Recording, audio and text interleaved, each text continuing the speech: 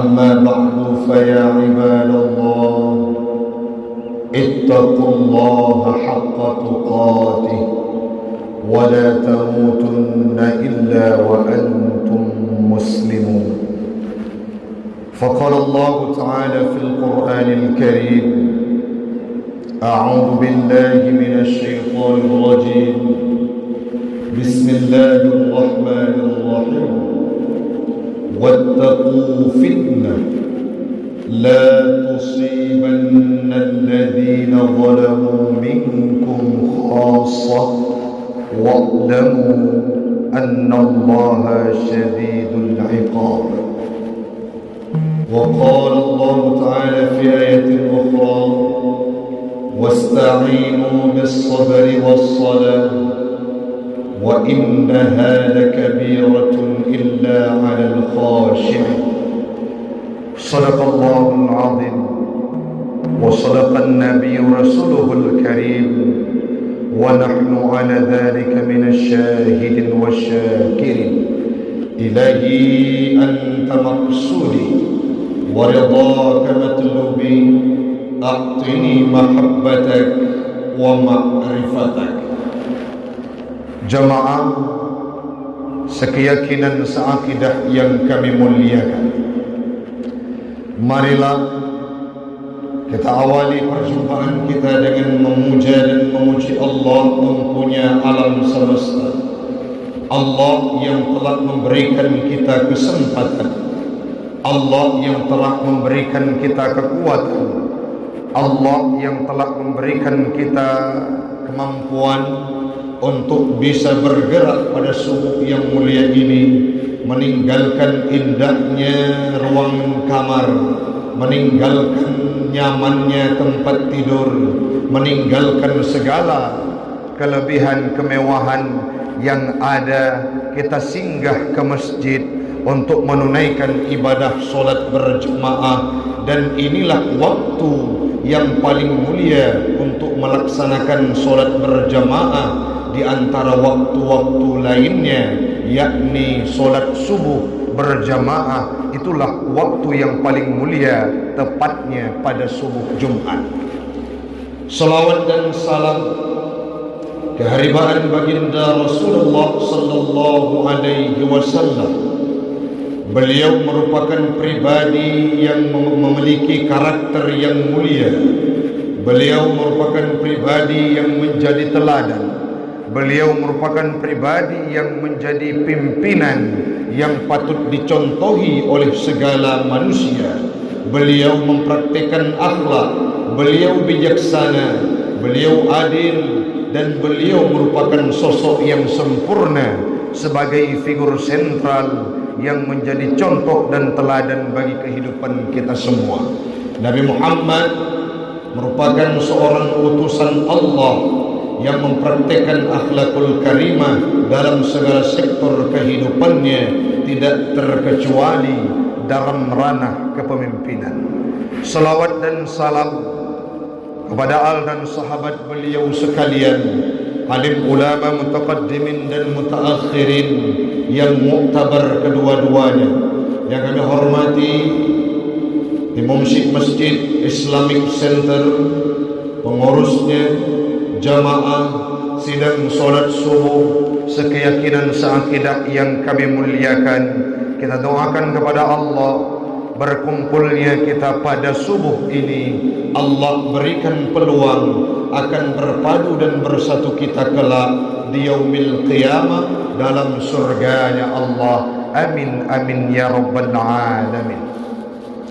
Hamba Allah, jamaah sekalian, para santri, para thalabah yang sudah berhadir di tempat yang mulia ini, sebagaimana yang disampaikan oleh orang tua kita tadinya, yang bahwasanya kita sedang berduka, termasuk bangunan masjid ini sudah merasakan bagaimana dedikasi yang diberikan oleh almarhum terhadap bangunan ini. Beliau rutin memimpin zikir, beliau merupakan imam rawatib, beliau kerap menjadi orang yang lugas, orang yang berbaur, berakhlakul karimah, dan merupakan qari senior yang berada di Kota Luksmawe sudah kembali ke hadirat Allah, yakni Ustadz Ishaq, yang baru saja disampaikan oleh guru kita tadinya. Beliau sudah menghembuskan nafas terakhir. Tentunya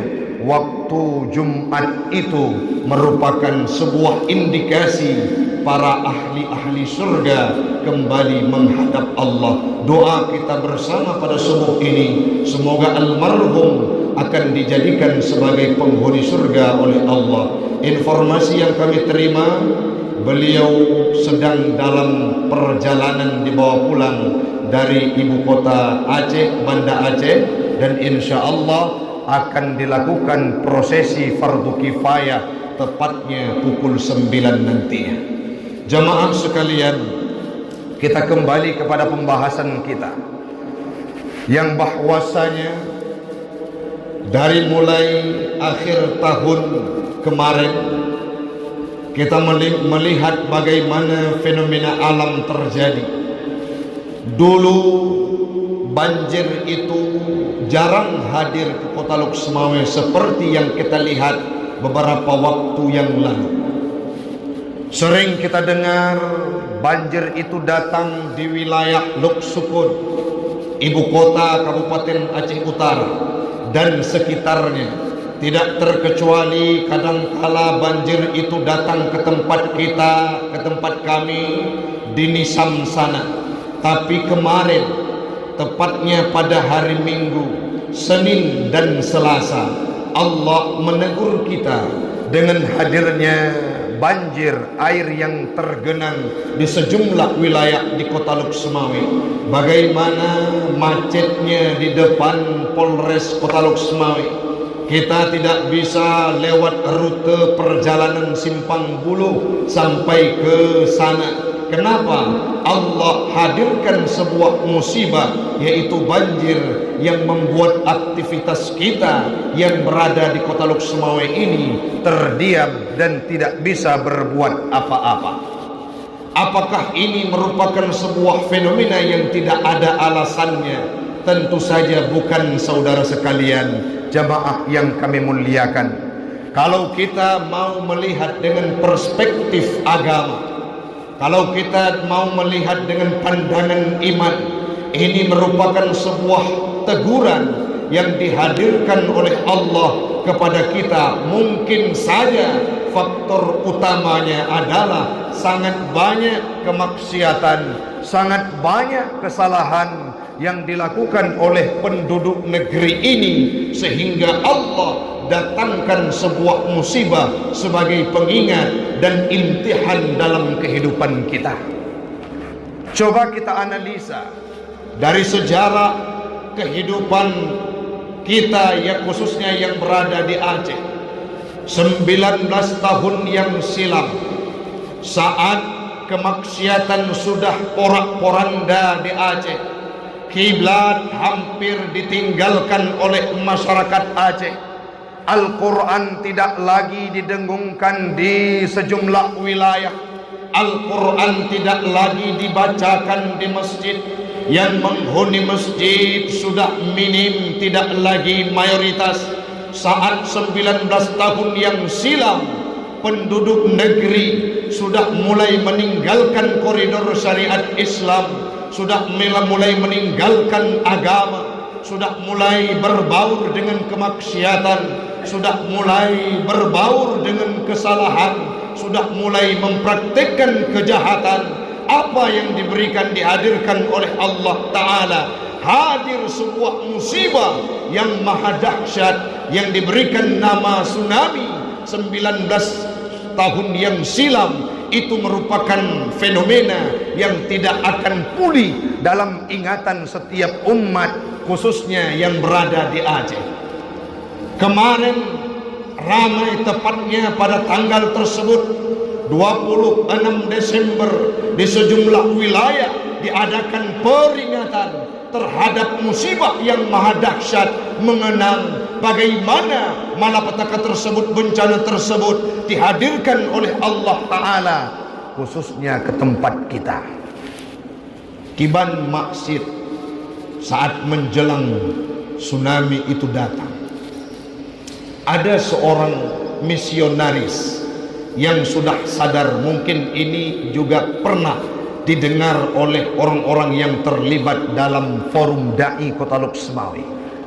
2014 disampaikan bahwa pada malam-malam menjelang tsunami datang, tepatnya malam Minggu, ada pesta pora yang dilakukan oleh kaum misionaris yang menjalankan misinya, yang merekrut anak-anak Aceh pada waktu itu berbalik kiblat dari barat, berbalik kiblat menghadap Allah dan menghadap kiblat, sehingga mereka berputar arah masuk dalam agama yang bukan Islam.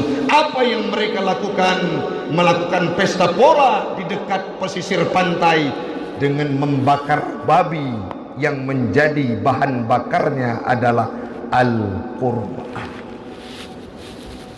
Bagaimana gencarnya prostitusi pada waktu itu, bagaimana gencarnya mabuk-mabukan, bagaimana gencarnya kemaksiatan, tidak hanya di ibu kota, hal tersebut juga termasuk sejumlah wilayah khususnya yang ada di Aceh. Sehingga Allah sayang kepada kita semua selaku tempat yang berbasis syariat Islam, selaku tempat serambi Mekah. Allah hadirkan malapetaka yang menganga, yang membuat hati kita pilu 19 tahun yang silam. Oh Ustadz, kita tidak perlu takut terhadap musibah tersebut. Kenapa? Karena wate gejuk musibah, saat Allah datangkan musibah, pasti akan diberikan kepada orang-orang yang melakukan kemaksiatan. Oh tidak, musibah itu diundang oleh pelaku maksiat.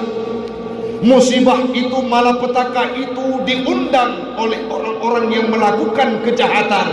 Tetapi maaf, saat musibah datang, yang merasakan bukan hanya mereka yang terlibat dalam kemaksiatan. Sesuai dengan firman Allah melalui lisannya Nabi Muhammad, disampaikan kepada umatnya, wattaqu fitnah, takut olehmu wahai Muhammad, takut olehmu wahai penghuni negeri, bahwa fitnah artinya azab dan iqab, musibah dan malapetaka, bencana yang dihadirkan oleh Allah Ta'ala tidak akan dikhususkan kepada pelaku maksiat itu saja, tidak akan ditimpakan kepada orang zalim itu saja, akan tetapi secara universal Allah hadirkan musibah, termasuk kita yang sujud, kita yang iktikaf, kita yang hadir ke masjid pada subuh ini akan ikut merasakan musibah yang dihadirkan oleh Allah Ta'ala, dampak dari kemaksiatan yang dilakukan oleh secuil manusia di tempat kita. Banjir seminggu, 2 minggu yang kau lihat itu diundang oleh orang-orang yang melakukan kemaksiatan. Memangnya ada kemaksiatan di Kota Lhokseumawe? Banyak. Dalam segala sektor, kalau kita mau membuka mata, akan dapat jawabannya. Narkoba makin merajalela. Para pemuda-pemuda kelabing malam yang tidak tahu arah dan tujuan kehidupannya, terisolir dari pendidikan agama, makin tumbuh subur di tempat kita. Para pemuda, para perempuan yang tidak lagi menjaga mahkotanya, anak-anak negeri yang berada di Kota Lhokseumawe mengabaikan urgensitas untuk peduli terhadap agama, makin lahir tumbuh subur. Ada sebuah dialog adik-adik sekalian, para santri, bahagia kalian kembali ke ma'had. Orang tua kalian itu telah memilih tempat yang sempurna, taman surga, untuk kalian dititipkan di pesantren di Dataku ini. Kenapa Ustaz? Ada sejumlah anak-anak yang sebaya dengan umur kalian, mereka ugal-ugalan, mereka terjebak dalam begal-begalan, mereka terjebak dalam tawuran, mereka pongah, mereka tidak paham agama, sehingga mereka tidak ada arah dan tujuan kehidupannya. Kemarin kami dialog dengan salah seorang pemuda hebat Kota Loksmawe, Khadim GPS, Ustadz Razi. Apa yang beliau sampaikan?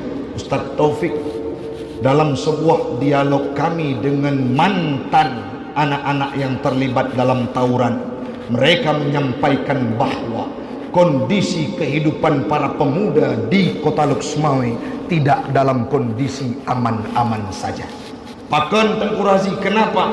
Karena anak-anak yang terjebak dalam kelabing malam itu semakin semangat untuk mencari mangsanya, untuk mencari anggotanya. Bahkan syarat yang diajukan oleh tim geng-geng motor negatif tersebut adalah, yang pertama yang kami dapatkan, untuk menjadi anggota harus masuk penjara dulu. Untuk menjadi anggota harus punya senjata tajam bekas darah dari orang lain. Maka tidak mustahil kita lihat hari ini nanekmit dirandem, mereka bacok siapapun yang lewat di persimpangan jalan. Kenapa? Untuk bisa jadi anggota geng motor negatif tersebut. Maka inilah yang harus kita antisipasi. Ada yang sudah sadar, kita rekrut, kita ajak mereka untuk hadir ke masjid. Kenapa? Kalau ini tidak kita biarkan dan tidak kita ambil andil untuk memberantasnya, mereka melakukan kemaksiatan, akan hadir ke pula ke tempat kita musibah yang lebih besar dari sebelumnya. Mungkin dalam pembahasan kami juga pernah dibahas, ada anak-anak perempuan yang kadangkala pada saat malam itu mereka melakukan perzinahan. Kita tidak sebut namanya dan tempatnya, tapi termasuk generasi kita yang ada di Kota Loksmawe. Maka tugas kita hamba Allah, selaku orang yang diberikan amanat dan sudah dibuka peluang hidayah oleh Allah, mari kita sampaikan terutama kepada keluarga kita, bahwa berhentilah kemaksiatan. Dari akumulasi tafsir yang saya baca terhadap ayat Ar-Rum, ayat 4, surah Ar-Rum ayat 41, di mana Allah sampaikan bahwa terjadi kerusakan di bumi dan di daratan, di laut dan di daratan, bima kasabat aidinnas, disebabkan oleh tangan manusia. Maksud bima kasabat aidinnas dari 8 tafsir yang saya baca adalah bisababil ma'asi, disebabkan faktor utamanya, aktor ulungnya adalah faktor kemaksiatan yang dilakukan oleh manusia itu sendiri. Artinya kesimpulan dan konklusi kita, maksiat itu akan mengundang malapetaka. Di saat malapetaka hadir, tidak hanya orang-orang yang zalim yang akan merasakan, kita yang sujud, kita yang iktikaf, kita yang sholat subuh berjamaah subuh Jumat, kita pun akan ikut merasakannya andai kata kemaksiatan ini tidak kita basmi. Adik-adik sekalian, para jamaah, para santri, 19 tahun yang silam saat tsunami itu sangat banyak tokoh-tokoh agama yang nyawa mereka melayang. Para santri yang nyawa mereka melayang kembali ke hadirat Allah. Apakah tokoh-tokoh agama tersebut tidak dekat dengan Allah, melakukan kemaksiatan? Tidak, tetapi mereka yang merasakan dampak dari maksiat sehingga Allah datangkan musibah, mereka ikut merasakannya. Maka mari kita bahu-membahu untuk mensuarakan kebaikan, meminimalisir angka kejahatan dan kemaksiatan, sehingga Kota Loksmawe ini akan baldatun thayyibatun wa rabbun ghafur. Gunakan hak pilihmu, tepatnya pada 14 Februari nanti, siapa pemimpin-pemimpin yang mereka punya visi dan misi untuk membangkitkan Islam di masa yang akan datang, terutama di tempat kita yang mulia ini. Demikian yang dapat saya sampaikan. Insya Allah di lain kesempatan kita akan berjumpa kembali.